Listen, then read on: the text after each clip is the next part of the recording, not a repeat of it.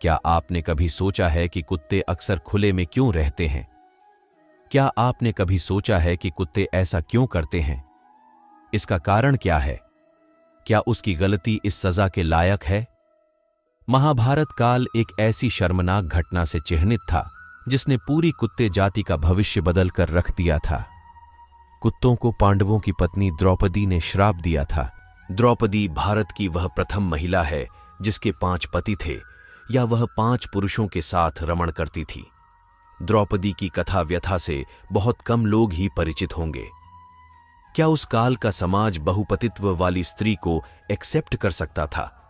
क्या कोई विवाद खड़ा नहीं हुआ या कि समाज में बहुपतित्व और बहुपत्नी वाली व्यवस्था थी? द्रौपदी के कई किस्से हैं एक आज की वीडियो में, क्योंकि उन्होंने उन्हें यह श्राप दिया था। अब सवाल उठता है कि पांचाली को कुत्तों से नफरत क्यों थी और वह कुत्तों को ही क्यों कोसती थी? हर साल केवल एक पांडव के साथ अपना समय बिताने का फैसला करने से पहले द्रौपदी का विवाह कुंती के 5 बच्चों से हुआ था। पांडव के साथ समय बिताते समय वह उसे अपने कमरे में अपनी पादुकाओं को हटाने के लिए कहेगी, किसी अन्य पांडवों के कमरे में प्रवेश को रोकने के लिए। पांडवों में इन बातों को सर्वसम्मत स्वीकृति थी। अर्जुन और द्रौपदी एक दिन द्रौपदी के कमरे में थे। दोनों ने खूब एंजॉय किया। खोई हुई बातों के उस समय में दोनों एक दूसरे की कंपनी का आनंद ले रहे थे। तभी एक कुत्ता उनके कमरे में आया। वन की ओर भागते हुए उसने अर्जुन की पादुकाएं अपने मुंह में दबा लीं। पादुका को जंगल में ले जाकर कुत्ता उसके साथ खेलने लगा। अपने कमरे में वापस जाने के दौरान भीम ने देखा कि द्रौपदी कमरे में अकेली थी।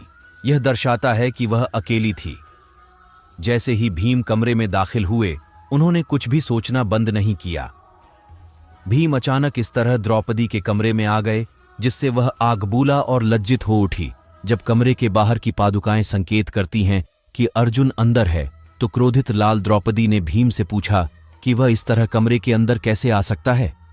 भीम के अनुसार मैं अंदर आया क्योंकि बाहर पादुकाएं नहीं हैं, इसलिए मैं द्रौपदी को शांत करने में सक्षम था। अगर मैंने पादुका देखी होती तो मेरे लिए अंदर आने का कोई मतलब नहीं होता। तब अर्जुन और भीम कमरे से निकले और पादुका की खोज की। पादुकाओं की खोज में भाई उसी वन में पहुंचे जहां कुत्ते पशुओं के साथ खेल रहे थे। जैसे ही अर्जुन और भीम वन पहुंचे, द्रौपदी भी आ गई। द्रौपदी का क्रोध इतना अधिक था कि जब उसने कुत्ते को पादुका के साथ खेलते देखा तो उसे श्राप दे दिया।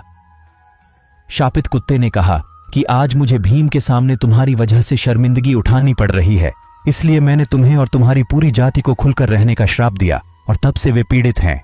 2 कारणों से यह लोक कथा शास्त्रों में नहीं आती। पहला, इसके अस्तित्व का कोई प्रमाण नहीं है, और दूसरा, सभी जानवर खुल्लम खुल्ला रहते हैं, इसलिए श्राप केवल कुत्तों को दिया गया था। ऐसे लोग हैं जो इसे सच मानते हैं, जबकि कुछ लोग हैं जो इसे इस कारण से काल्पनिक कहते हैं।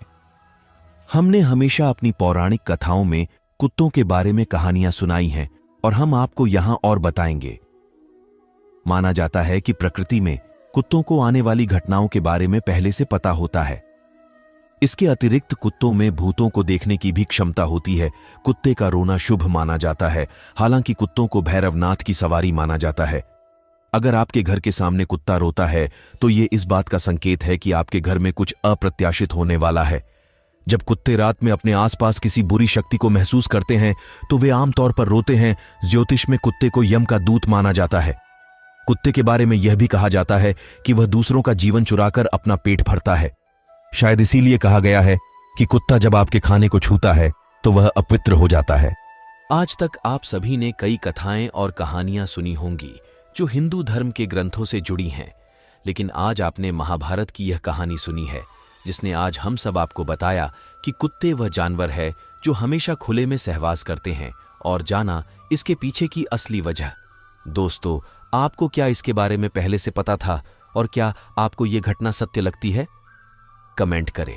आप भी इस वीडियो में दी गई जानकारी के माध्यम से यह जान सकते हैं कि आखिर कौन सा श्राप था जो द्रौपदी द्वारा कुत्तों को मिला था, और आज भी कुत्तों की प्रजाति उस श्राप को क्यों भोग रही है। अगर हमारी वीडियो से जुड़े आपके कुछ सवाल हैं तो वो आप हमें आर्टिकल के नीचे दिए कमेंट बॉक्स में बताएं। हम आप तक सही जानकारी पहुंचाने का प्रयास करते रहेंगे। आपको ये वीडियो कैसी लगी कमेंट में जरूर बताएं। वीडियो को ज्यादा से ज्यादा लाइक शेयर और सब्सक्राइब करना ना भूले। बने रहे अपने चैनल जायोटिसोलॉजी के साथ।